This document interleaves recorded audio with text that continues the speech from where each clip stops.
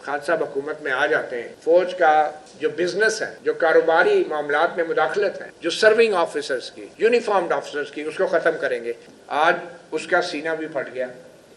और डॉन अखबार में आप देख सकते हैं कि आज साबिक अटॉर्नी जनरल जनाब एडवोकेट मखदूम अली खान ने एक अपना कमेंट लिखा है डॉन में, और उन्होंने भी कहा है कि जो कुछ ये 5 जजेस के साथ हो रहा है उसका हंगामी बुनियादों पे फैसला होना चाहिए।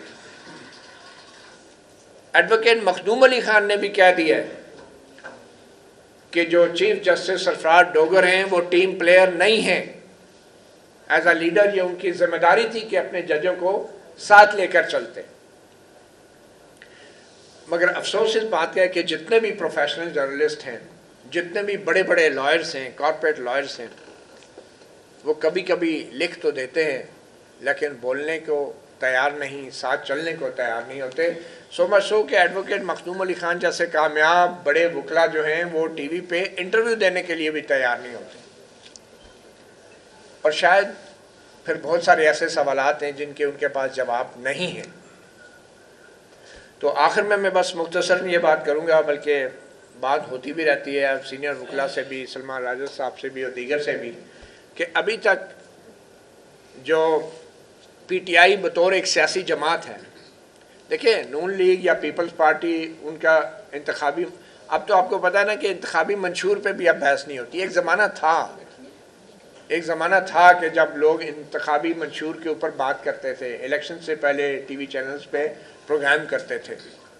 अब माशाल्लाह हमारे भी ऐसे एजाज़ी सूबेदार, मेजर और कर्नल एंकर साहिबान हैं कि जो तज्जिया ये नहीं करते कि किस पार्टी के मंशूर में कौन सी अच्छी बात है, वो तज्जिया ये करते हैं कि इस्टेब्लिशमेंट किस को जितवाएगी और इस्टेब्लिशमेंट के साथ कौन है, और ये तो बिल्कुल नहीं जीत सकते, वो ये तज्जिया हो रहे हैं। तो अभी जो इस वक्त सिचुएशन है इसमें बाकी पार्टियों से तो नहीं, मगर कम से कम जो अपोजिशन की पार्टीज हैं जिसमें पीटीआई भी है, मुझे आज तक ये नहीं पता कि अपोजिशन, नहीं मैं क्लियर बता रहा हूँ सर, कि अपोजिशन सिविलियन बालादस्ती के लिए वो कौन कौन से 5, 6 या 10 इकदाम करेगी अगर वो दोबारा हुकूमत में आ जाएगी। देखिए अवाम जो है, अवाम सिर्फ ये नारे सुनते हैं कि इमरान खान को रिहा करें, यकीनन रिहा होना चाहिए। हम भी कोर्ट रिपोर्टर के तौर पे देख रहे हैं कि जिस तरीके से अदालतें अब्यूज़ हो रहा है जुडिशल प्रोसेस का, हम उसके गवाह हैं।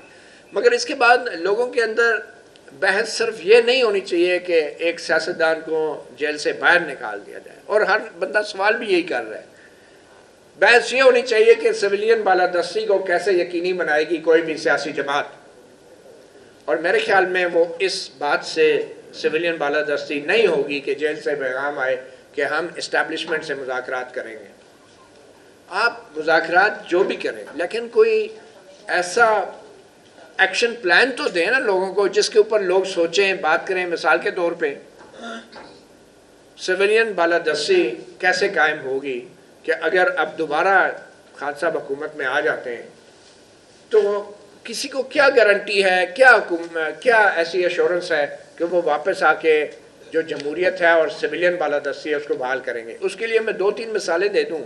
मैं राजा साहब से बहुत मुख्तसर बात हुई थी एक दफ़ा कि मिसाल के तौर पे मैंने किसी सियासतदान को नहीं सुना, चाहे अपोजिशन में या चाहे हुक्मरान तो बिल्कुल नहीं करेंगे, कि भाई हम अगर इक़्तिदार में आएंगे तो हम फ़ौज का जो बिज़नेस है, जो कारोबारी मामलात में मुदाखलत है, जो सर्विंग ऑफिसर्स की, यूनिफॉर्म्ड ऑफिसर्स की, उसको ख़त्म करेंगे। इसके ऊपर कोई बहस ना तो हमारे सियासतदान करते हैं, ना हमारे सोसाइटी में होती हैं। दूसरी बात, जो इंटेलिजेंस एजेंसियों का किरदार है उसको कैसे ख़त्म करेंगे आप, जो बुनियादी बातें हैं जमहूरियत की, सिविलियन बालादस्ती की, वो बातें।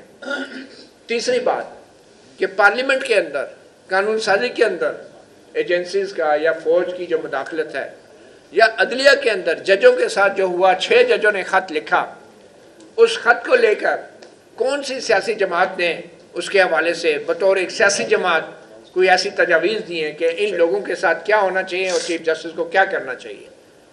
खतूत बहुत से चीफ जस्टिस को लिखे जाते हैं, लेकिन आज तक किसी सियासी जमात की तरफ से ये ख़त नहीं गया कि ये जो 6 जजों के साथ हुआ है इसके ऊपर इन्वेस्टिगेशन होनी चाहिए।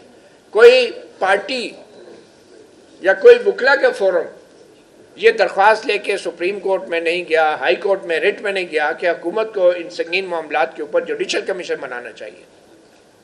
ہم نے اس کو اتنا نارمل لے لیا ہے کہ ایک جج کے گھر سے بیڈ روم سے کیمرے برآمد ہو رہے ہیں، ایوز ڈراپنگ ہو رہی ہے. تو جس طرح قاضی فائز عیسیٰ، جس طرح ہماری سپریم کورٹ، جوڈیشل کونسل ان چھ ججز کے خط کو کوڑے دان میں ڈال دیے، اس طرح ہم سب نے بھی بھول گئے کہ یہ تو معمول کی بات ہے. کبھی ایک سیاستدان کی ویڈیو آ جاتی ہے، کبھی دوسرے سیاستدان کی، وزیر اعظم کی بھی ویڈیو آتی ہے. اگر آج تک کسی کی آڈیو یا ویڈیو نہیں آئی تو وہ ایک ہی شخص ہے، باقی سب کی آتی.